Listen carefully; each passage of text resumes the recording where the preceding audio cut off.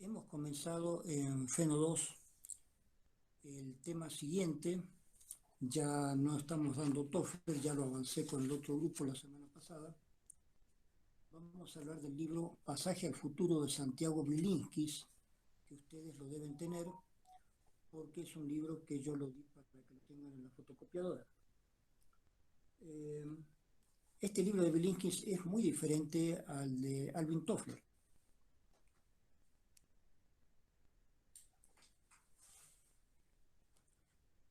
Es diferente porque en principio está hecho mucho más recientemente. Alvin Toffler escribió sus libros en la década del 70. Este libro ha sido hecho últimamente, hace unos pocos años atrás. Santiago Bilinkis es un ingeniero argentino que viajó a Estados Unidos para hacer un trabajo de investigación y decidió hacer este libro con todas las cosas que aprendió, con todas las cosas que vio y de alguna manera algunos de los conceptos que él formula son muy interesantes como para tenerlos en cuenta. Él nos dice que la, la ciencia y la tecnología cambiaron, pero no en la medida en que se pensaba. En la década del 60 y aún del 70 se pensaba que la tecnología iba a cambiar, por ejemplo, en los autos, en los aviones. Se pensaba en aviones supersónicos, cada vez más supersónicos. Se pensaba en autos cada vez más veloces. Se empezaba en autos que volaban. Una serie de cuestiones que no fueron realmente en la medida en que se pensaba. Los autos de ahora no son tan diferentes de aquella época, los aviones son un poco más veloces, pero no tanto, porque no pueden ser más veloces. No necesitamos tantos aviones a velocidades increíbles. Si quisiéramos eso ya se ha empleado en los cohetes que van a la Luna, en satélites. Entonces no necesitamos eso. Pero sí, sí se hizo mucho hincapié en las computadoras. Las computadoras que nosotros tenemos ahora son parte de una historia, son parte de una historia. Este, la historia de las computadoras tiene que ver con, eh, espérenme un poco.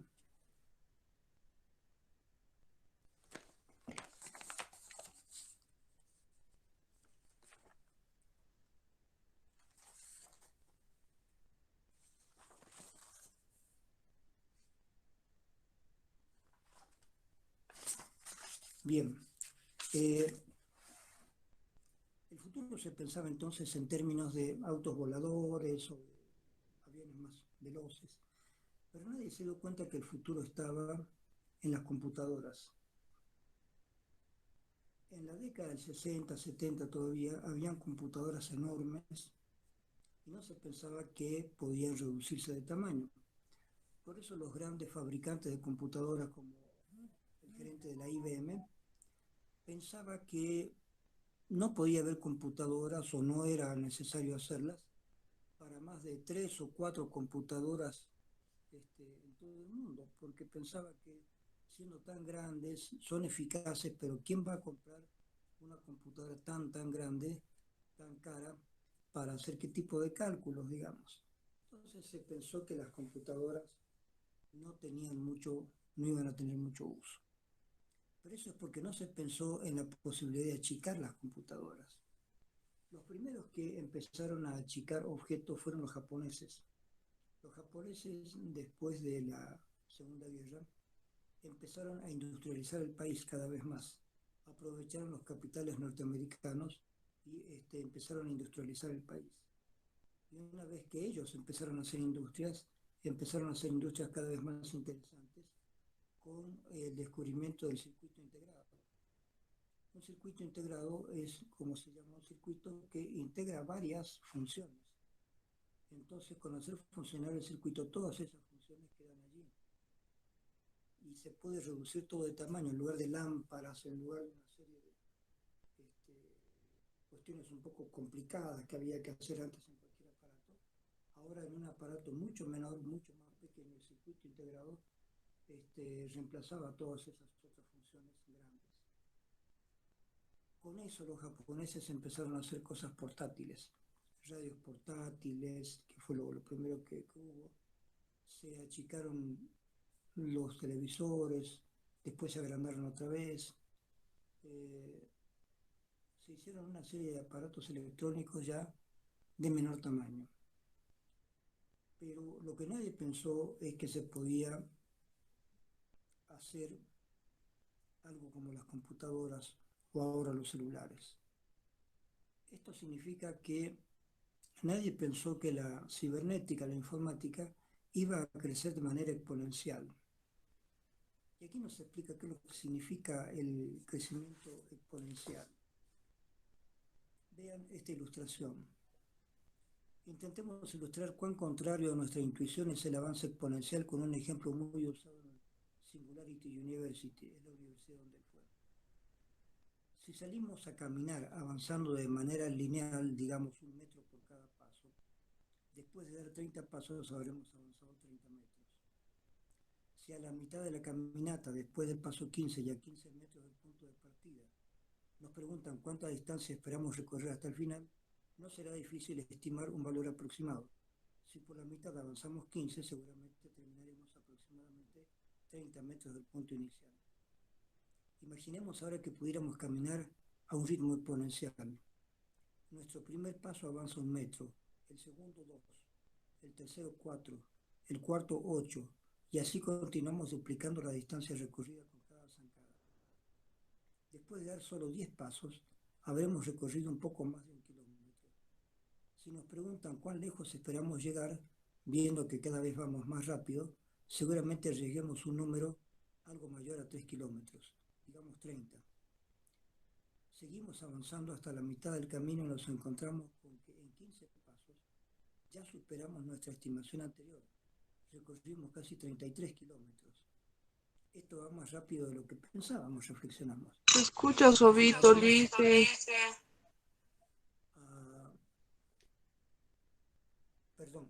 ¿Cuán lejos llegaremos cubriendo la segunda mitad? No importa lo exagerados que seamos, difícilmente consigamos acertar dónde nos lleva ese ritmo de avance. Cumplidos los 30 pasos, la distancia recorrida será de más de 1 millón de kilómetros. Caminando por el Ecuador habríamos dado casi 27 vueltas al planeta. La idea acá es entender qué es lo que es un crecimiento exponencial. Si bien la mayoría de los inventos fueron creciendo a un nivel lineal, la informática creció a un nivel exponencial. Entonces, esto dejó mal parados a todos aquellos que habían iniciado la revolución cibernética, la revolución de las computadoras. Muchos de ellos mismos no sabían o no creían que podía llegar tan lejos la evolución de las computadoras. ENIAC fue la primera en 1946. ENIAC fue la primera computadora electrónica de uso general. Al momento de ser presentada, era la máquina más potente construida de la historia.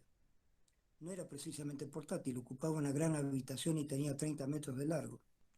Intentando dar una idea de su progreso futuro, la revista Popular Mechanics pronosticó: mientras que ENIAC está equipada con 18.000 tubos de vacío y pesa casi 30 toneladas, los ordenadores del futuro podrán tener solo 1.000 tubos de vacío y pesar apenas 1,5 toneladas.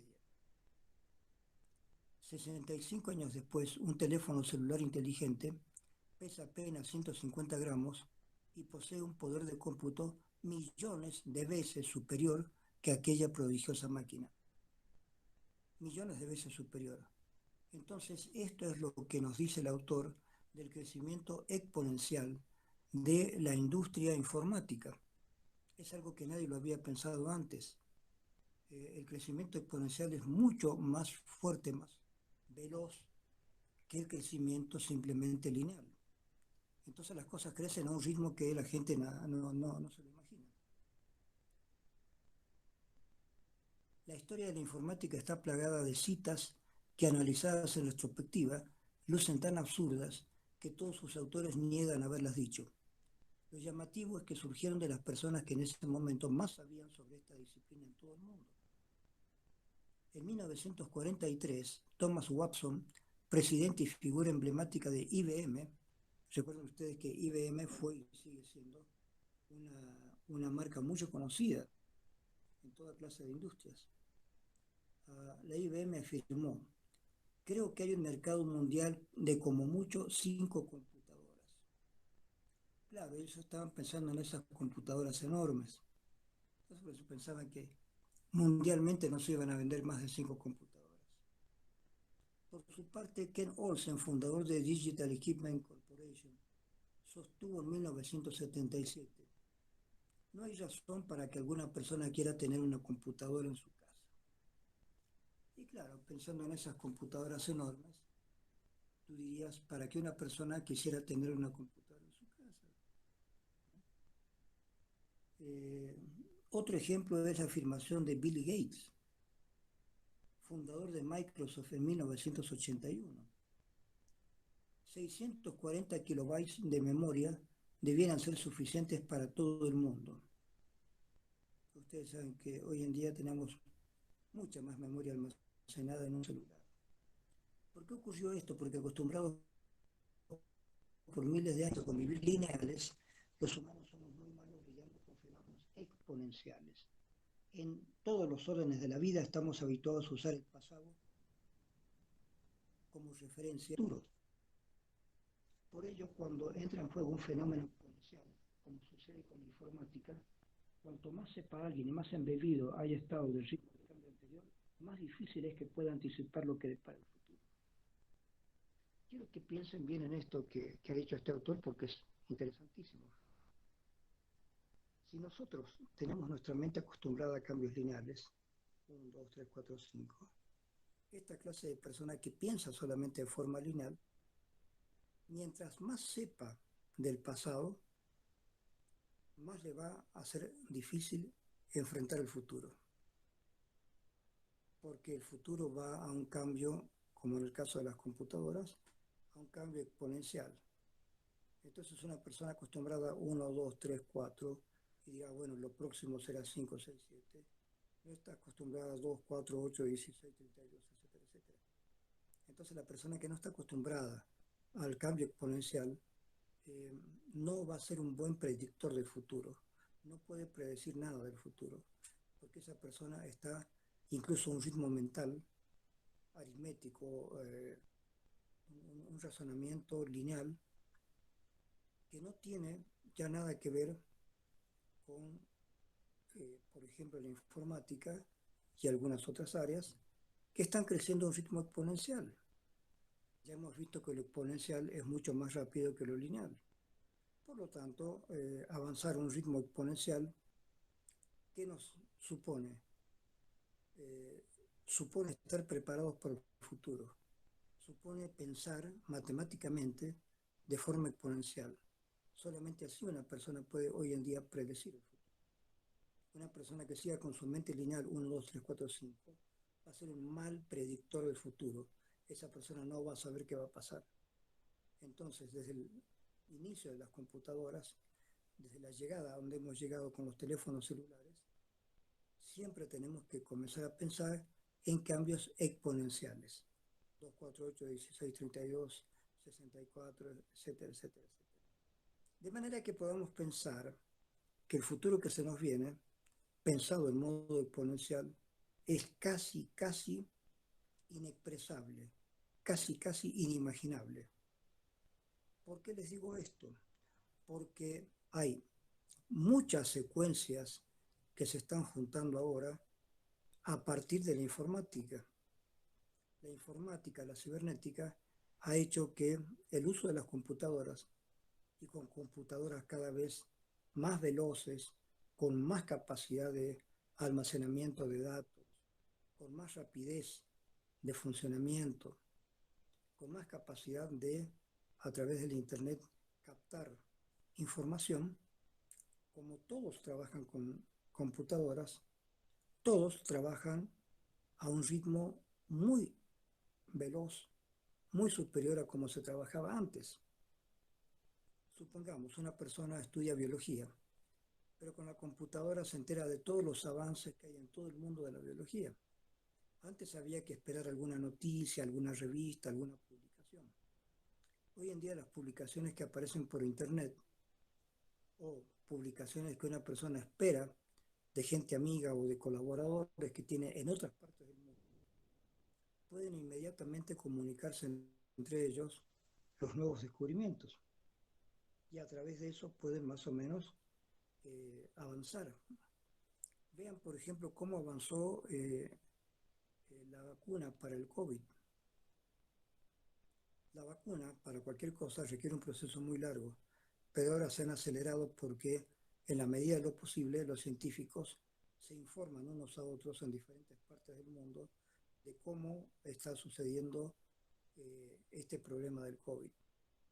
Entonces hay mucha gente que tiene mucha información, mucho más que antes, mucho más que antes. Antes había que esperar a que esta información se produzca. Ahora la información se produce de manera ya espontánea. Hay una gran cantidad de información para cualquier área.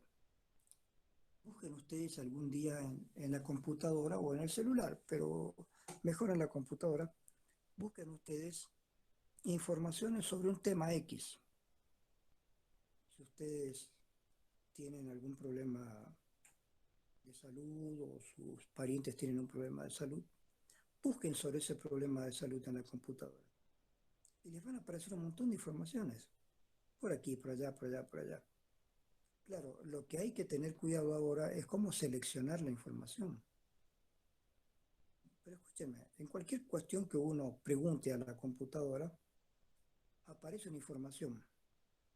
Pero abajo dice que hay 1800 otras informaciones sobre el mismo tema, o 12.000 informaciones sobre el mismo tema, o 180.000 informaciones sobre el mismo tema.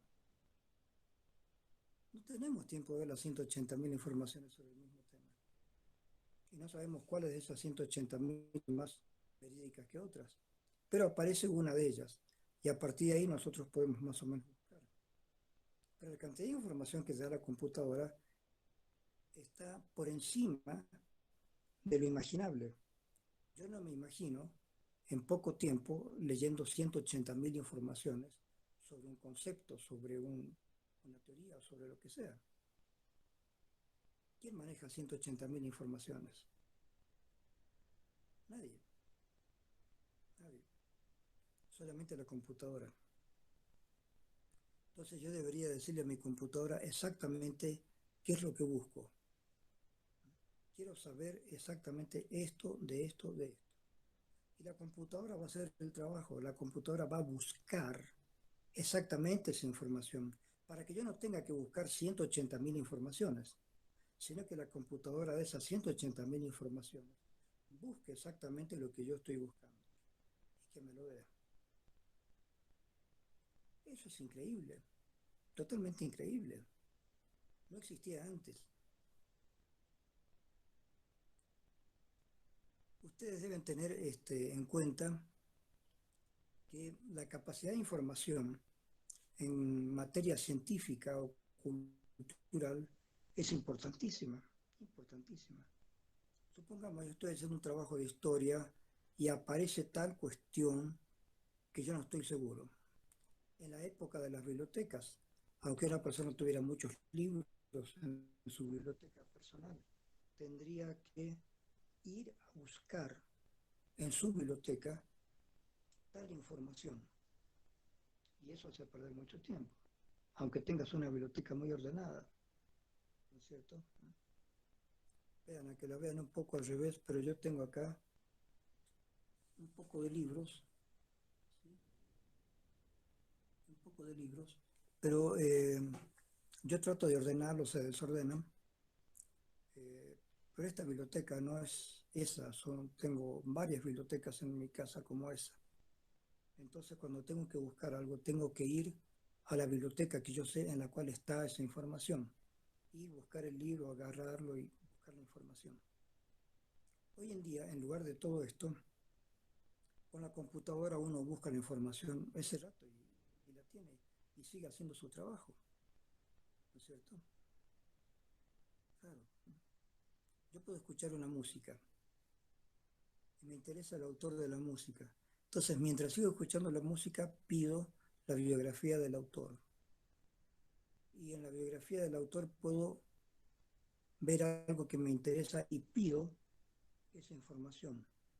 Puedo tener 4 o 5 informaciones a la mano al mismo tiempo que sigo escuchando la música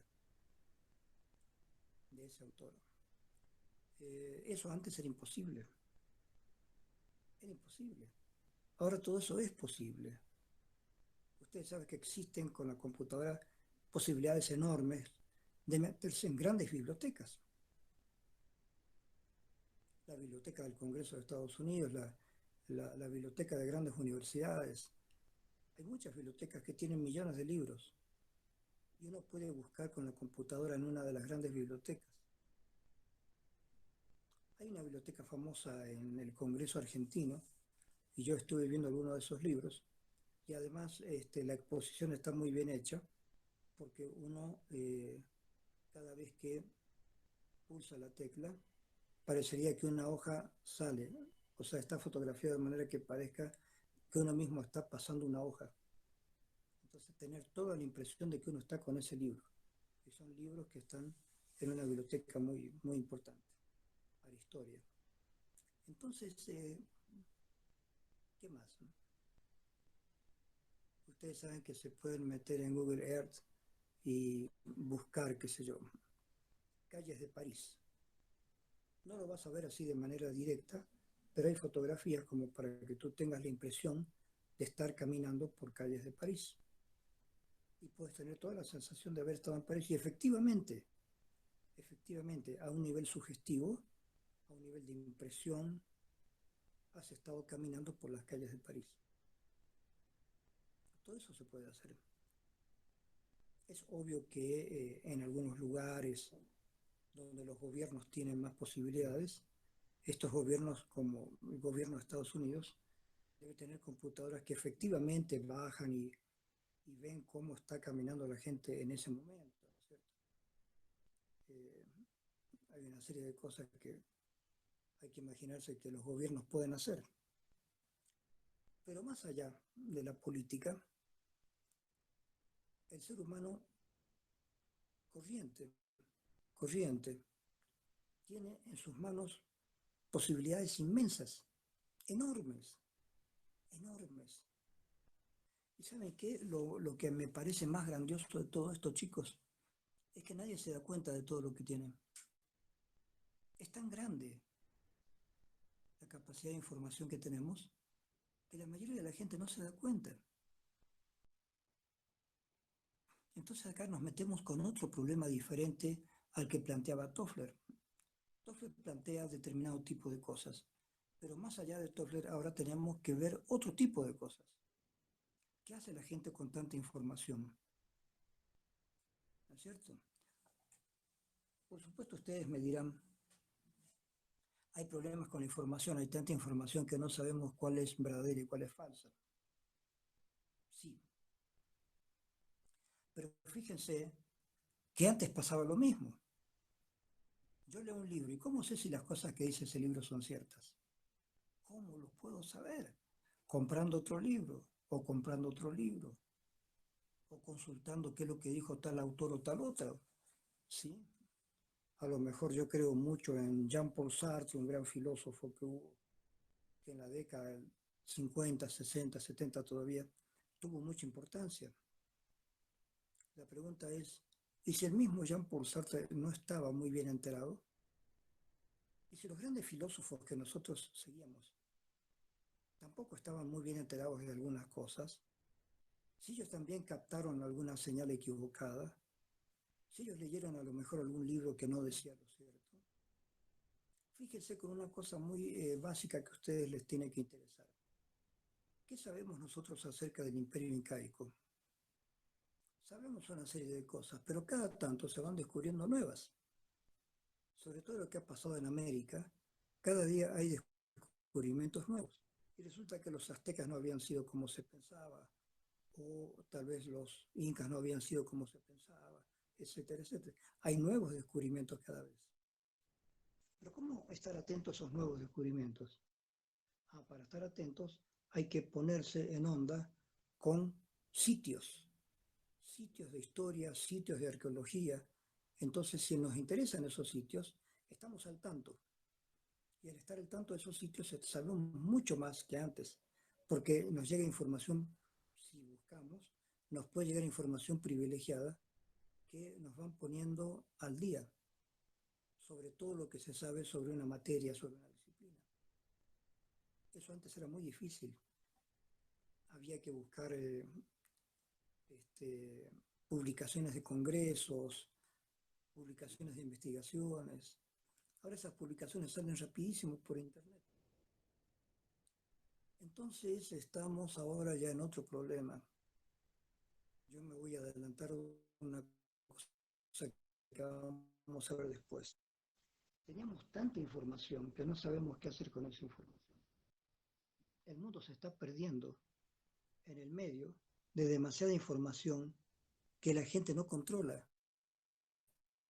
Yo no puedo controlar toda la información que recibo en mi computadora o ni siquiera en mi celular. Puedo recibir un montón de información. Depende de mí buscarla. Mucha información. ¿Qué hago yo con toda esa información? ¿Necesito tanta información? ¿No les ha pasado a ustedes que agarran su celular para una cosa y después se encuentran perdidos en otra totalmente diferente? Empiezan a buscar una cosa, ahí pasan a otra, ya otra, ya otra, ya otra, ya otra, ya otra. Y después de 2 o 3 o 4 horas se dan cuenta que han perdido el tiempo porque se han ido por temas que no eran el tema original que estaban buscando. Eso puede pasar. ¿Sí?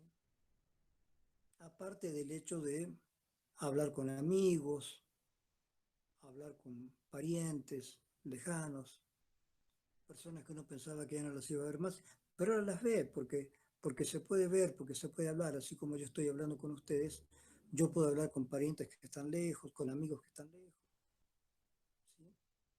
En Europa, en Australia, en Estados Unidos, ¿sí? En Argentina, en Ecuador, en Perú, en Brasil. Podemos hablar, podemos ver a la otra persona. Entonces, vuelvo a la pregunta, ¿qué hacemos con tanta información? ¿Qué se puede pensar de otra manera también? ¿Cómo nos está afectando toda esta cantidad de información?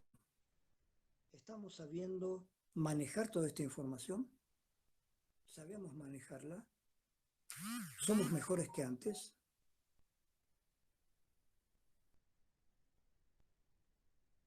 No sé. ¿Éticamente somos mejores que antes? Eso habría que investigar. Ya no hay que investigar sobre la información, ya tenemos demasiada información. Lo que hay que investigar ahora es qué hacemos con esa información.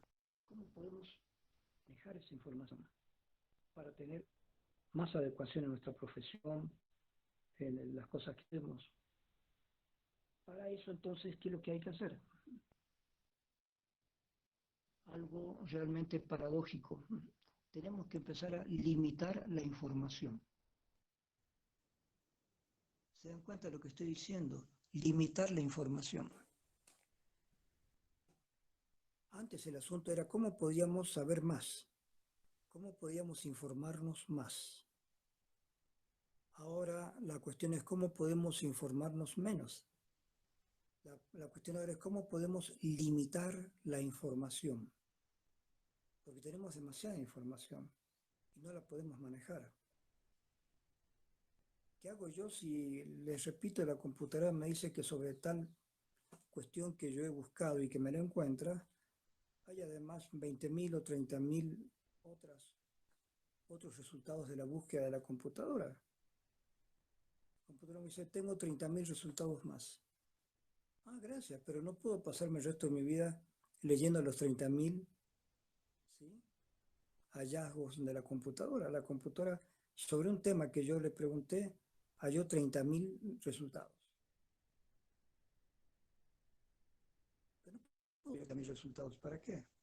Tengo que buscar los resultados que me parecen más factibles, más interesantes para el trabajo que yo estoy haciendo, para una investigación que estoy haciendo, o simplemente para mi curiosidad, ¿cierto? Eh, Así que estamos ahora abarrotados y cruzados de demasiada información. Uno de los problemas, sí, que mucha información puede ser falsa. ¿Sí? Las fake news, por ejemplo, las noticias falsas. ¿Por qué hay noticias falsas? Porque hay sesgos políticos. Hay grupos políticos a los cuales les interesa que la información para todas las personas que pertenecen a ese grupo político venga ya sesgada, venga ya uh, adaptada a lo que ese grupo piensa. Entonces, si es un grupo que es parte de un gobierno, digamos en Argentina hay los peronistas que están en el gobierno y están los antiperonistas que no están en el gobierno. Entonces hay un montón de información. Y en los periódicos de estilo peronista o de estilo gubernamental, en esos periódicos aparecen las mismas noticias, pero con otro sesgo de información. Tal vez algunas noticias no aparecen, aparecen otras, y esas que aparecen adaptadas al criterio de cómo piensa esa comunidad política, mientras que la oposición maneja otras noticias que están también adaptadas a cómo piensan esas personas que están en la oposición al gobierno. Entonces, si yo tengo noticias, y yo también tengo noticias, y todos creen tener la noticia verdadera, ¿cómo sabemos cuál noticia es verdadera acerca de cualquier cosa? Supongamos que antes o ahora o en algún momento en Bolivia se diga a tal personaje robó $1 millón. ¿Cómo lo sé? ¿Cómo lo sé? A lo mejor esa persona la meten presa. Entonces digo, bueno, si lo han metido preso, quiere decir que efectivamente robó $1 millón. Pero a lo mejor no es así. Y yo creo. ¿Por qué? Porque creo en las noticias que he recibido. Yo digo, no, yo le creo a este periódico o yo le creo a este canal. Este canal da buenas informaciones o este periódico da buenas informaciones. Yo estoy chequeando en internet. Entonces le creo a aquel canal o le creo a aquel periódico que me resulta más creíble, más funcional, por lo menos a lo que yo creo. Antes también pasaba esto, a nivel de ciertos periódicos, de ciertas radios, pero inmediatamente la gente tenía una intuición de ciertas cosas, habían ciertos valores que no podían ser muy tergiversados. Pero hoy en día sí, pero ¿por qué? Por la velocidad de la noticia. Antes las noticias no eran tan veloces a tiempo para que se confirmen algunas cosas. Hoy no hay tiempo porque te pueden llegar 40 noticias o 200 noticias sobre un mismo hecho en menos de 3 horas. ¿Cómo sabes cuál de esas noticias es la verdadera? Te llegan noticias de varios periódicos, de varios canales, de varias sedes informativas. ¿Cómo sabes cuál de todas esas es la verdadera? Sobre cosas que a lo mejor no te interesan mucho. ¿Qué pasó con la reina de Inglaterra? Parece que la reina de Inglaterra había tenido otro hijo que no sabíamos. Y bueno, cada red de noticias te trae una información diferente. Sí había sido un hijo de la reina, no había sido un hijo de la reina. Fue un error, se equivocaron. No se equivocaron, era realmente un hijo de la reina, bla, bla, bla. ¿Y cómo sabes? Por supuesto que a ti no te importa mucho. A mí no me hace nada de que la reina haya tenido un hijo más de lo que creíamos. No sé, no me interesa. Pero si a alguien le interesa, esa persona está frita, porque va a recibir muchas informaciones contradictorias sobre un mismo hecho. Entonces, ¿estamos mejor que antes o estamos peor que antes?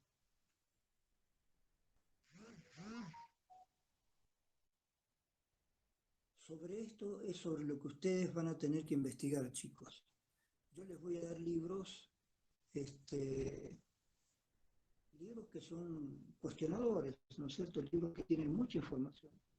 Y esa información cuestiona casi todo lo que nosotros sabíamos hasta ahora acerca de información, acerca de política, acerca de historia, acerca de cibernética, acerca de todo.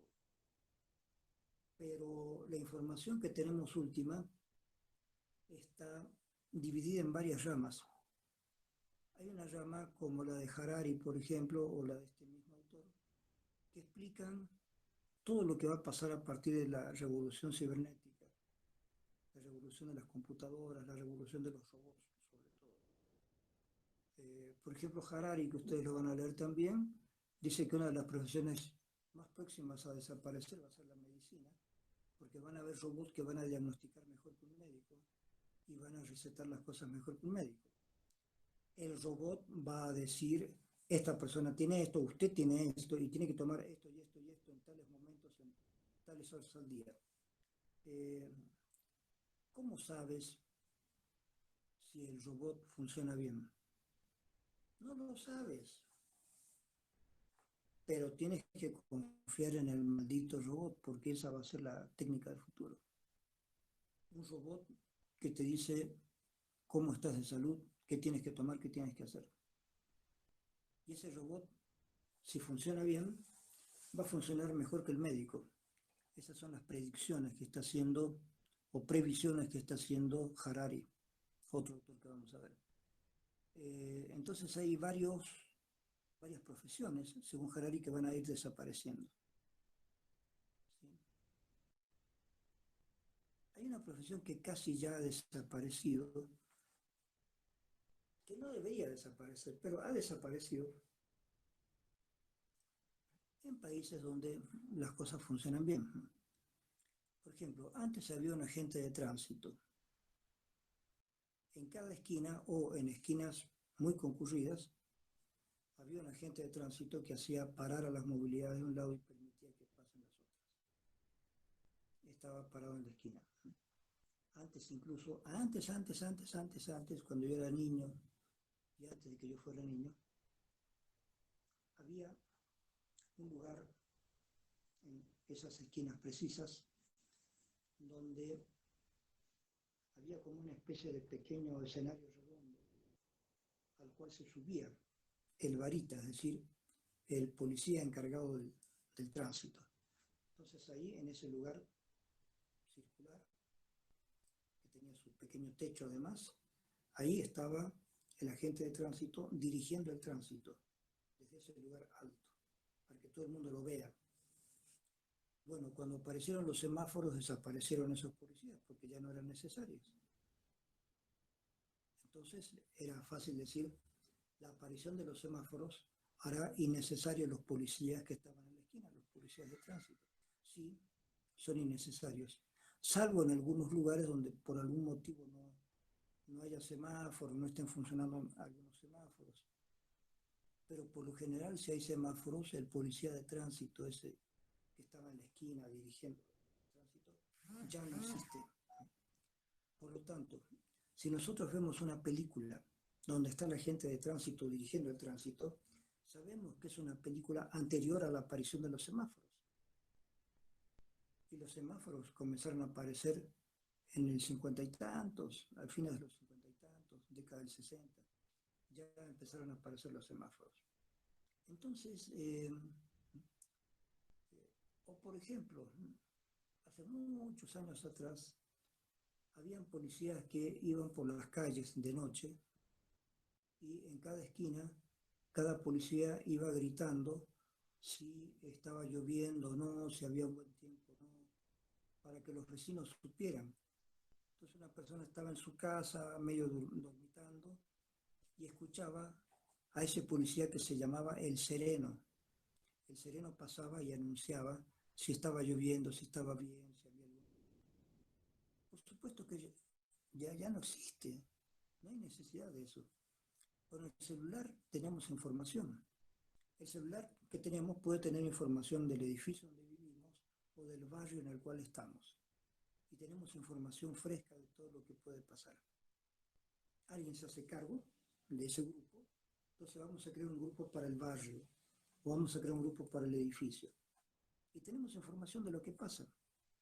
Es decir, hay muchas ocupaciones, profesiones, que en algún momento tuvieron sentido.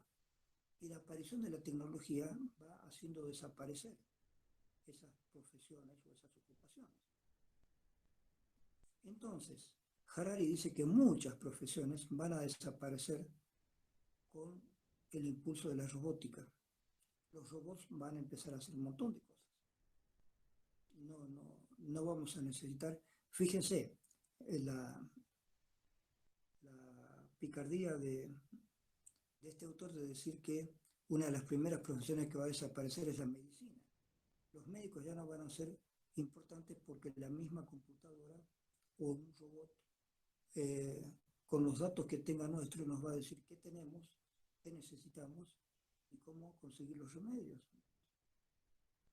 Ya parecería que el médico no va a ser importante. Sin embargo, es importante el médico por muchos motivos. Porque el médico, que aparte del médico es un poco psicólogo también, el médico se va a dar cuenta de cuando el paciente está exagerando la transmisión de sus síntomas. Se le puede decir a una persona, bueno, le duele mucho, sí, me duele mucho y también acá, pero a veces no, pero a veces sí. Entonces, con esa información, una computadora o un robot no va a saber qué decir. Un médico sí, y especialmente si es un médico que ya conoce a su paciente. Ya no tenemos como antes, que es otra cosa que también desapareció, es el médico de cabecera. Antes, las familias tenían un médico de cabecera y siempre llamaban al mismo médico. O en un barrio o en una ciudad habían algunos médicos para ese barrio, para esa ciudad. Si el asunto traspasaba mucho más allá, entonces el médico del barrio enviaba a la persona a un hospital donde pudieran diagnosticar mejor o donde pudieran hacer una operación que él solo no podía hacer en su oficina, en su clínica, digamos, ¿no? Todo eso ha ido cambiando, obviamente, pero ¿qué tal si las computadoras y los robots funcionan? La pregunta es, ¿la cultura de las personas va a permitir este tipo de inventos, de novedades? Podríamos poner en algún lugar acá en Bolivia, en el campo, un médico computadora que en un lugar determinado esté ofreciendo estos servicios. No se preocupen del idioma, podemos poner quechua dentro de la computadora y la computadora va a hablar en quechua. ¿Se podría hacer? Sí, teóricamente se puede hacer. ¿La gente lo va a aceptar? Ese es el otro problema. Yo no sé si la gente lo va a aceptar. Yo no sé si la gente va a aceptar todas las novedades que hay. Pero no por eso las novedades van a dejar de ser novedades. Esto va a continuar, chicos. ¿Sí? El desarrollo de las comunicaciones, el desarrollo de la cibernética, el desarrollo de la informática, va a continuar y aceleradamente. Y los que están cargados de no se van a preguntar si esto le sirve al ser humano o si no le sirve. Lo van a hacer igual, porque a lo mejor le sirve a los gobiernos. A lo mejor hay muchos gobiernos a los cuales les viene bien todo esto, para controlar mejor a la gente, para controlar mejor a los ciudadanos, para controlar que no haya nadie que esté dispuesto a resistir a un sistema. ¿Se dan cuenta? Si fuera posible ponerle un chip a cada persona para saber si esa persona está enferma y poder ayudarla, lo cual es muy bueno. Fíjense que en Europa, chicos, o en Estados Unidos, en esas ciudades muy grandes, ya nadie sabe quién vive en cada lugar. Hay mucha gente que vive sola, en un departamento sola, totalmente sola. No tienen ni parientes, nadie sabe dónde están sus parientes. esa persona puede morir en su departamento y nadie lo sabe. Por ahí buscan porque hace rato que no ven a esa persona, abren el departamento y ahí está el cadáver de la persona de hace varios días. Eso está sucediendo en Europa, en Estados Unidos. Está ya sucediendo. Entonces, que una persona tenga un chip incorporado y que ese chip avise que esta persona está mal, es una buena idea. Entonces envían ambulancias, sacan a la persona porque está con un ataque al corazón y la salvan. Y no muere en su casa sola y que su cadáver sea descubierto un mes después, 2 meses después. Entonces ponerle un chip a una persona o que una persona esté con un robot y que el robot anuncie a otros lugares y demás. Todo esto está bien para el cuidado de las personas. ¿Cuál es el miedo de mucha gente? El miedo de que a partir de ese chip te controlen. Entonces, si todo el mundo tiene un chip en su organismo, y ese chip sirve para controlar, quiere decir que el gobierno sabe exactamente dónde estás. ¿Sí? Si Mario Barraza tiene un chip, entonces a través del chip ellos saben en qué lugar exactamente está Mario Barraza en ese momento. Está en el baño de su casa, está durmiendo, está leyendo, está en tal lugar. Los gobiernos totalitarios tendrían muchísimo poder, sabiendo dónde está cada ciudadano en cada momento que está haciendo. ¿Se dan cuenta? Esa sería la parte negativa de tanta tecnología, que la tecnología te permita semejante control. Esa sería la parte negativa y la parte que habría que investigar.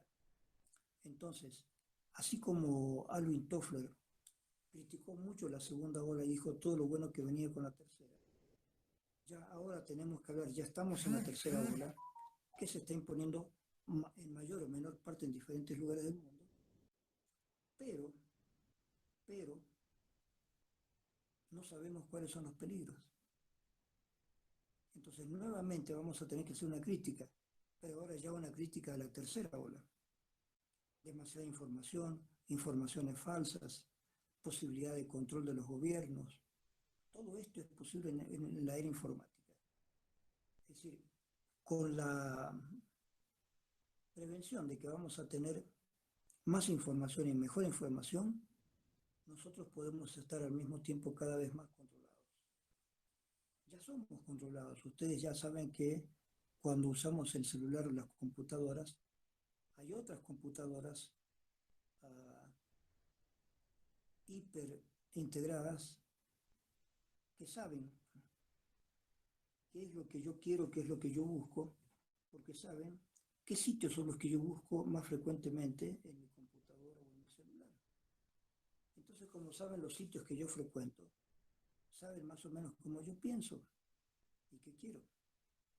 Entonces lanzan publicidades políticas o publicidades comerciales dirigidas especialmente a esas personas.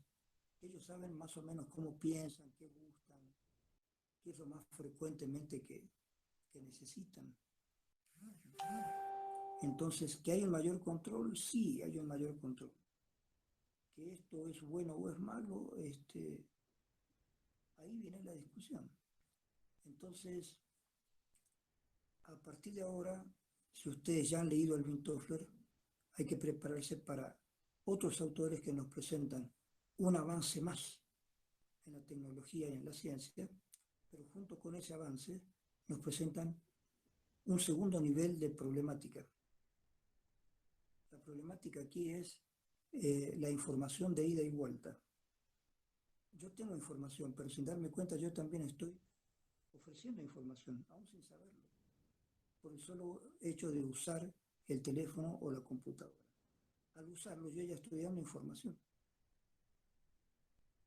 Los dueños de las computadoras o de los teléfonos, los dueños de los sitios que yo utilizo, saben en qué momento yo estoy utilizando ese sitio. Si quisieran saberlo, sabrían, es posible saberlo, en qué momento yo estoy utilizando mi celular o mi computadora. Y las posiciones que sabrían también qué estoy pidiendo, qué estoy buscando, qué estoy escribiendo. Entonces ese control es la nueva discusión. Con Alvin Toffler teníamos la discusión que la segunda ola es la segunda ola de la industria y todo se ha hecho de acuerdo a la industria. Hasta la vida privada, hasta todo está metido con la onda industrial. Así, sería mejor estar en la onda informática. Sí, perfecto. Pero en la onda informática tenemos todas las posibilidades hermosas que tenemos, enorme cantidad de información. Hoy en día una persona en su casa, escúcheme bien, sabría más, mucho más que estando en la universidad, si la persona aplica bien sus posibilidades de información. Una persona muy inteligente no necesita ir a la universidad para tener toda la cultura y toda la formación necesaria. Ya está en la computadora, ya está ahí. Es cuestión de saber buscar y poder informarse. No hay necesidad de salir a ninguna parte. Una persona dentro de su casa puede lograr todo. Es más, podemos llamar comida, podemos llamar a las farmacias, podemos llamar a todos lados solamente desde el celular. Por lo tanto, cuando decimos la nos ha problematizado, sí, en parte nos ha problematizado y en parte no. Es muy más difícil para nosotros sin computadora, sin tener, sí, la pandemia hubiera sido espantosa, en el caso de tener que hacer decisión de que la gente no salga de su casa, ahí hubiera sido realmente grave. Pero tú no puedes salir de tu casa, pero puedes cosas por teléfono, puedes pedir cosas por internet, es decir, puedes sobrevivir. Ahora, hay gente que, como no tiene trabajo, tiene que hacer estas tareas. Pero lo que quiero decir es que, en términos generales, la mayor parte de la humanidad puede enfrentar una serie de cosas. Una persona podría no salir nunca de su casa, nunca, y pedir comida por internet, pedir medicamentos por internet, pedir por teléfono o por internet que un médico venga a la casa y que le diga qué es lo que tiene. O en el futuro puedes tener tu propia computadora o tu propio robot médico que te diga qué tienes. Si es necesario esto, esto, esto. Por último, llamas a un control y que te lleven en la ambulancia a algún lugar, digamos. Por último, pero mientras tanto puedes estar en tu casa tranquilo. ¿Quieres buscar algo? Puedes pedirlo desde tu casa. ¿Quieres buscar información? Puedes hacerlo desde tu casa. ¿Quieres comprar un libro? Puedes hacerlo desde tu casa. Incluso si tú tienes tarjeta de crédito y tienes un crédito en el banco y trabajas online. Entonces trabajas online y el sueldo te lo dan también online. Pasan directamente a tu cuenta del banco. Y sabiendo tú que tienes una cuenta en el banco, desde ahí pagas tus servicios o pides servicios que te traigan comida, libros, lo que sea. Es decir, teóricamente estamos en la posibilidad de cada cual permanecer en su casa y no salir más. Estamos llegando más o menos a ese punto. Por lo tanto, como ustedes ven, el avance de la ciencia y la tecnología es mucho más interesante hoy en día que antes. Y desde Alvin Toffler hasta ahora se ha multiplicado más de lo que él pensaba la cantidad de información y de posibilidades. Entonces ahora los problemas a enfrentar son nuevos. El problema a enfrentar ya es qué hacemos con tanta tecnología, qué hacemos con tanta información, qué hacemos con tantas posibilidades. Porque fíjense que antes se decía, no, estas posibilidades solamente van a ser para los países muy ricos. Es mentira. Aquellos industriales que fabrican un celular ¿Qué necesitan? Que la mayor parte de la gente tenga celular. En los países ricos o pobres también.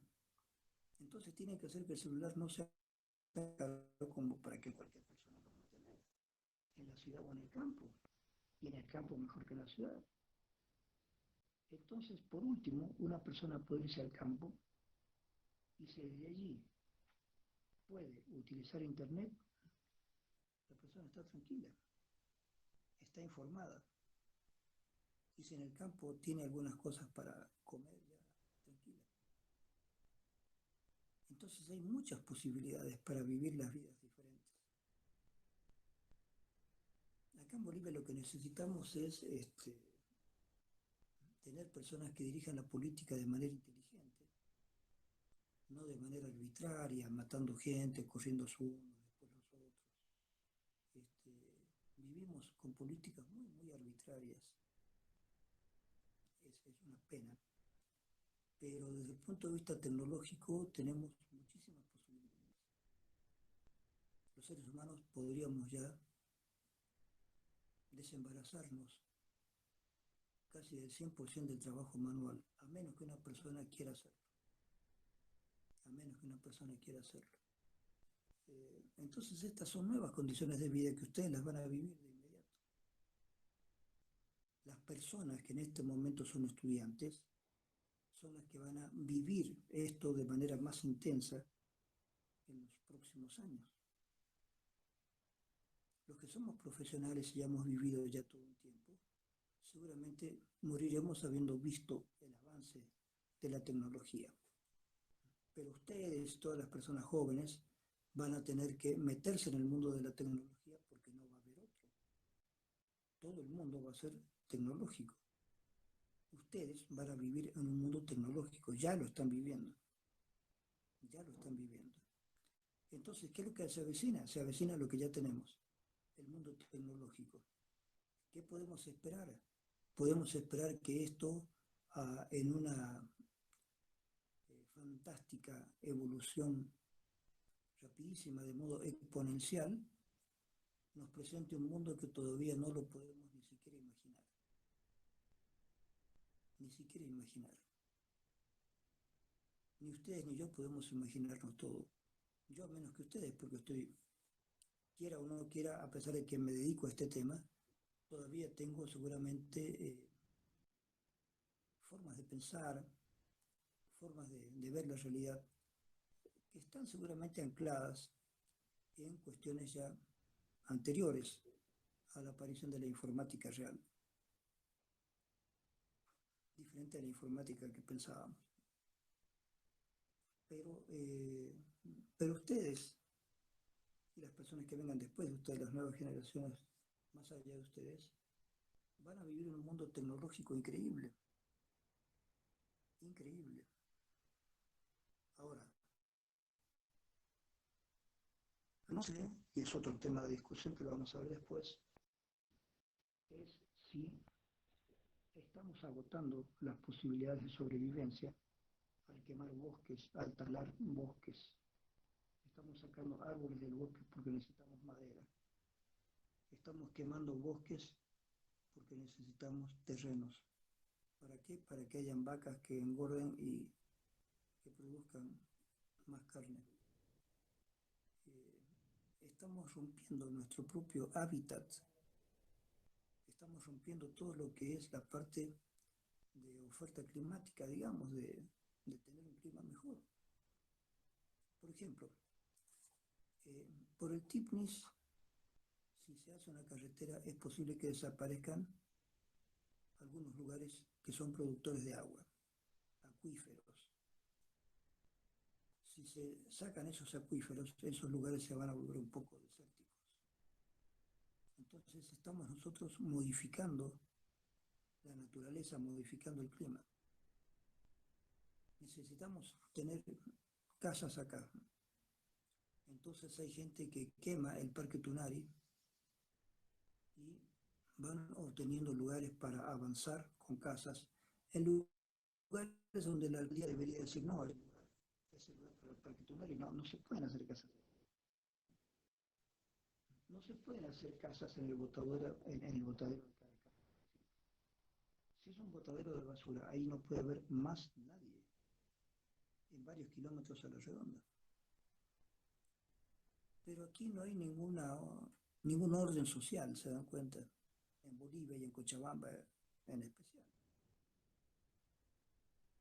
La gente se mete a hacer casas donde sea. Entonces después dicen, yo me he ocupado de este terreno. Sí, pero usted tiene que pagar por este terreno. No, no quiero pagar porque ese terreno era libre. ¿Quién le dijo que era libre? No hay ningún terreno libre. Este terreno es para árboles. Se llama Parque Tunari. Sí, pero a mí me indicaron que por acá yo podía entrarme y tener mi casita. No, está equivocado, usted no puede tener su casita aquí. ¿Qué tendría que hacer el gobierno? Destruir esa casa. Se dirán, bueno, pero destruyen esa casa y ¿qué pasa con esa persona? Ya perdió su hogar. Bueno, habrá que buscar un hogar para esa persona, pero no ahí, no justamente ahí. Entonces, los gobiernos tienen que obrar de manera más racional. En Latinoamérica somos todavía muy irracionales y en el mundo en general hay mucha irracionalidad con respecto a la industria. La cantidad de basura que lleva la industria a los mares, por ejemplo, los océanos, no todos los océanos, son enormes los océanos, pero una buena parte de las orillas de los océanos están con mucha suciedad, con mucha basura. Y eso a la larga nos va a hacer daño a todos. Si se utiliza mercurio para algunas cosas, ¿dónde se bota el mercurio? El mercurio es feroz, puede producir en la cercanía nomás, puede producir enfermedades serias al sistema nervioso. Pero yo no sé qué hacen, digamos, los desechos atómicos. ¿Dónde van los desechos atómicos? Se dijo que en Bolivia, en no sé qué época militar, habían permitido que metan residuos atómicos en algunas montañas. No sé si es verdad, pero podría serlo, podría serlo. Entonces, la basura atómica, la basura radiactiva, entonces estamos destruyendo el planeta poco a poco. Ese es otro problema que también habría que revisar. Al mismo tiempo que hay buenas posibilidades tecnológicas, científicas, al mismo tiempo estamos un poco destruyendo nuestro propio planeta, el lugar donde vivimos. ¿Qué hacemos con referencia a eso? ¿Qué posibilidades hay? Entonces, pensar el futuro es difícil. Pensar el futuro es muy difícil. Pero resulta que nosotros ya tenemos el futuro no cerca, sino ya con nosotros. Hay una película que se llamaba Cuando el futuro nos alcance. Pero el futuro ya nos alcanzó. Ya estamos aquí. ¿Cómo hacemos para que todas estas maravillas tecnológicas nos ayuden? ¿Y cómo hacemos para evitar los peligros del avance tecnológico? Sobre eso yo quiero que ustedes hagan trabajos. Trabajos prácticos, se reúnen 5 alumnos, 6 alumnos, 7 alumnos. Y se plantean un problema, lo investigan y hay que poner eso. Eso es lo que creo que hagan ustedes. Porque ese trabajo, quiero que entiendan bien, los trabajos de investigación que ustedes hagan, todo lo que ustedes estudien conmigo es para ustedes, les va a servir a ustedes. No digo que mi materia sea la única materia útil, eso no es cierto. La carrera de psicología está hecha para que todas las materias sean útiles. Pero mi materia creo que les puede ser útil en su vida cotidiana, en su vida diaria, para ustedes, para sus hijos, para sus nietos. Tienen que leer mucho acerca de lo que está pasando, chicos. Porque la tecnología trae cosas muy lindas, muy buenas, Esa es una parte de la FENO2. La ciencia, el arte, la literatura están cambiando de manera maravillosa. ¿Sí? Yo no veo un panorama catastrófico, pero por otra parte sí, si miramos las cosas desde cierto ángulo, puede haber un panorama catastrófico con respecto al clima, con respecto a la falta de control sobre la industria, cómo se destruye la naturaleza, cómo se vive el mundo en que vivimos. Bueno, ahí viene la otra parte que yo nunca le he querido meter en mi materia. Pero ahora vamos a ver también las partes de los peligros, la parte negativa que pudiera haber en todo esto. ¿Sí? Eso también es necesario ver. Bien, hasta ahí la clase de hoy. Tienen que ir leyendo todos los libros. Este libro que estamos avanzando ahora se llama Pasaje al Futuro, de Santiago Bilinkis. Ese es el libro que tienen que leer. Yo supongo que ya han leído Alvin Toffler y están leyendo Bilinkis. ¿Sí? Y después tienen que leer Harari. Esto es lo más urgente que tienen que leer desde el principio. Después vamos a pasar a otros temas. ¿Alguna pregunta? ¿Alguien quiere aportar algo? Preguntar.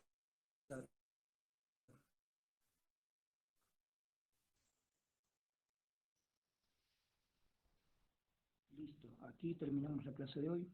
Chao, chicos. Hasta luego, licenciado.